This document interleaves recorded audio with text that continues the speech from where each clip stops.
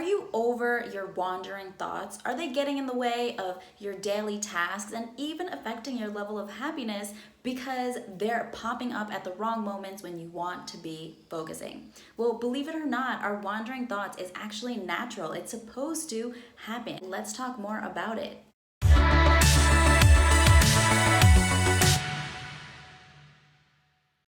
Hi bright lights, welcome back to my channel. My name is Brie Mosquera and I am a Law of Attraction mindset coach. On this channel, I provide self-development and wellness tips that help you attract and manifest the life that you desire. So today I will be explaining why we have wandering thoughts, what exactly are they, and I will provide you with 4 tips for you to keep in mind to redirect your attention when you are experiencing and you catch your wandering thoughts. So we all have a default mode network in our brain, which is an area in our brain that tends to increase when we're not engaging actively in any type of activity. And these are the moments where we begin to wander. It takes a fraction of a second for our default network, aka our wandering thoughts, to turn on. So that is super quick. So we don't even realize that it is happening in the moment. So usually when our thoughts begin to wander, it's either us wandering and thinking about the past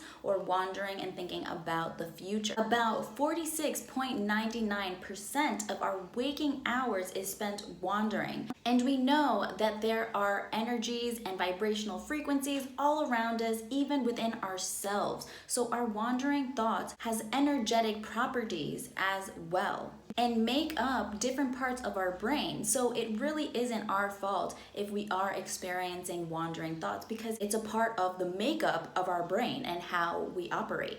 So even though wandering thoughts can affect our happiness because we then begin to feel anxiety and stress when we aren't able to focus on the task, especially if it's something that we need to get done for work or for school. So it can affect our happiness level there.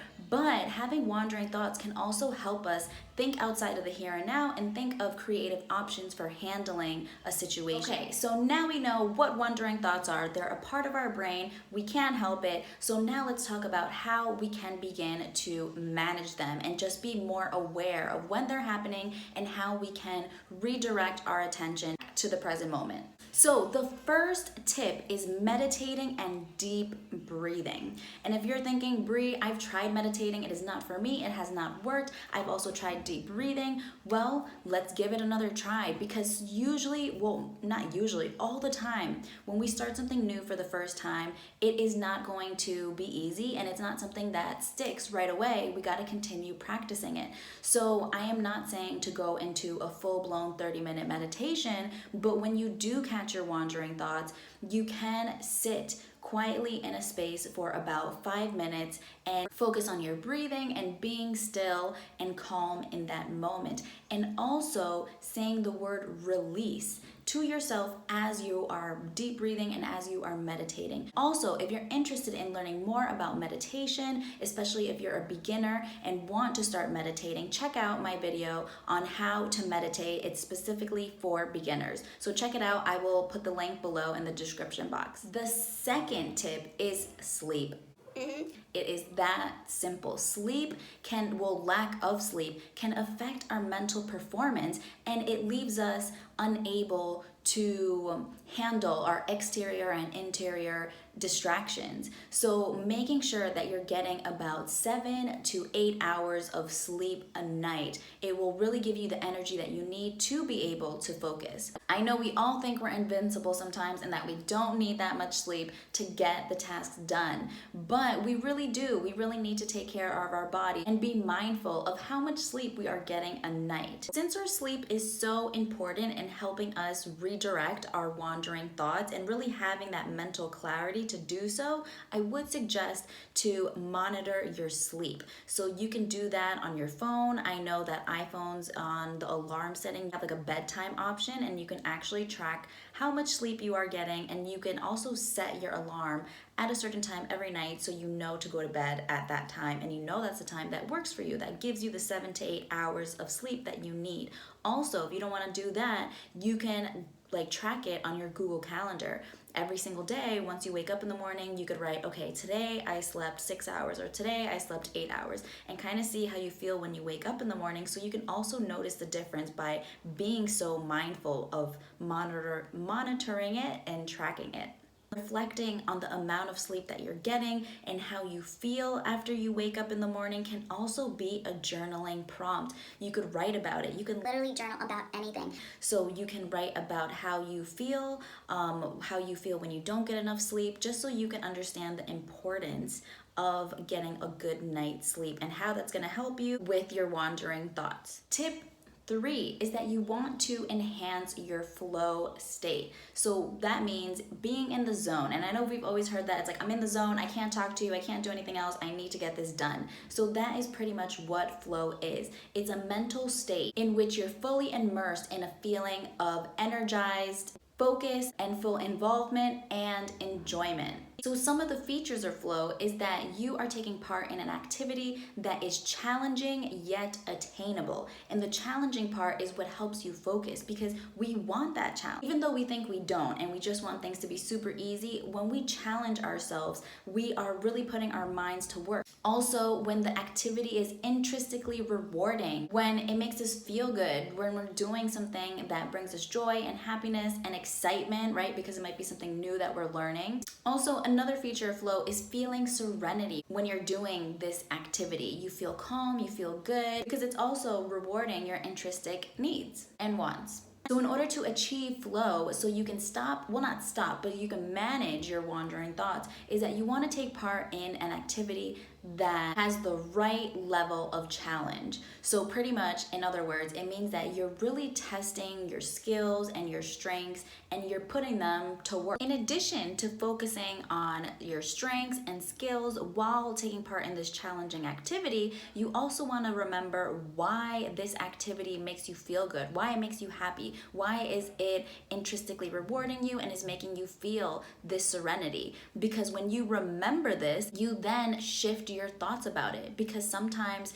when we're taking part in an activity, we're just thinking about how we don't want to do it, how boring it is, how time consuming it is, but we forget why we actually enjoy it, because we're so worried or we're so focused on why we don't want to do it, because we're being distracted by our wandering thoughts and thinking about other things we could be doing or thinking about something that has already happened. So the great thing about participating in a flow state of mind is that you can use flow for anything. It doesn't have to be only for work or for school. You can use it for personal activities as well. So when you're participating in a leisure activity, you might think, okay, my leisure activity is watching TV because I know that's what's going to help me relax and I'm going to be in the present moment. But sometimes there's certain leisure activities that we think will make us feel good and calm and relaxed, but in reality we just feel bored because our brain isn't being stimulated, right? So you want to participate in personal activities that will stimulate your brain, which will give you that challenge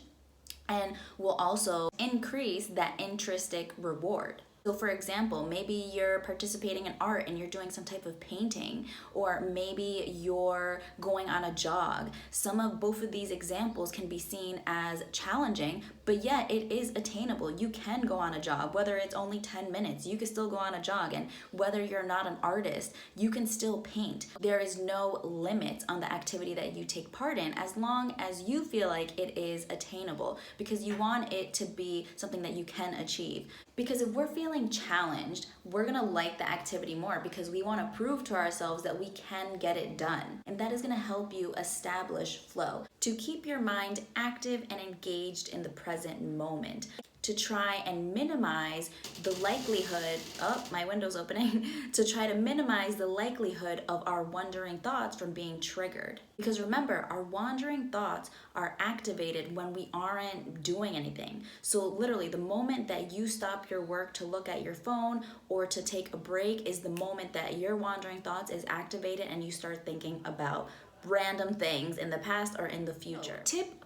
4 is that you want to interact with nature. And I know right now that's a little bit difficult because we're still in quarantine and we're all in different phases of being able to go outside only for an hour, or, being able to go outside freely. Every country has taken this a little bit differently. But if you are able to go outside, go on a walk, touch the trees, touch the plants, and the people around you, they might look at you like, what are you doing? But who cares? It doesn't matter. This is for you to come back to the present moment and really help your wandering thoughts, help minimize them, because you're actually focusing on something, and focusing on nature helps you become calm and it helps ground you. So by doing so, it's going to make you feel good. It's going to make you feel uplifted and happy, and you're going to be able to remember why that was such a good moment later on in the day once you're back inside. If you aren't able to go out, I would suggest to listen to nature sounds, whether on your phone, on iTunes, or on YouTube. We have so many options with technology. So definitely listen to some nature sounds so you can feel like you're outside. Also, the great thing about listening to nature sounds is that you can use this tip while meditating and deep breathing. So not only are you listening to nature sounds, but then again, you're using another tip that is going to help foster your inner work. So, quick little review for you to be able to redirect your wandering thoughts and bring your attention back to the present moment. So, tip number 1 was to meditate and practice deep breathing. And it doesn't have to be a long meditation, it could be up to 5 minutes where you're just sitting or laying down. You're really focusing on just being still and calm in the moment, and deep breathing as well. And if you're interested, like I said, check out the link below where I have a video all about meditating. So tip 2 is to focus on think about how much sleep are you getting a night. Tip 3 is to look into your level of flow. And if you're participating in activities that challenge you, that make you use your skills and strengths. And tip number 4, the last tip, is to interact with nature as best as you can during quarantine, because we can't get rid of our wandering thoughts.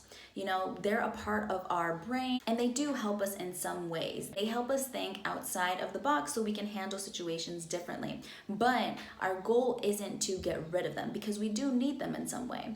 Our goal is to be more aware of these mental tendencies, of how our mind literally can make such a quick shift while doing something that doesn't really stimulate us or engage us. So you want to think about where your mind is going and acknowledging it. It's okay to acknowledge the thought. Most importantly, you can't get mad at yourself for letting your wandering thoughts take over you, because it happens, and it happens to everyone. So just acknowledging the thought and then using one of these 4 tips to help you bring you back to the present moment. So you're using your wandering thoughts in a purposeful way, because you're not allowing it to distract you. You're allowing it to be mindful at what is going on and to redirect your thought. And that is a huge mental shift that you are making. So you being able to do that and making that mental shift is going to give you so much growth and so much power, and you're going to feel in control. So thanks for watching. I hope this video helped you with your wandering thoughts.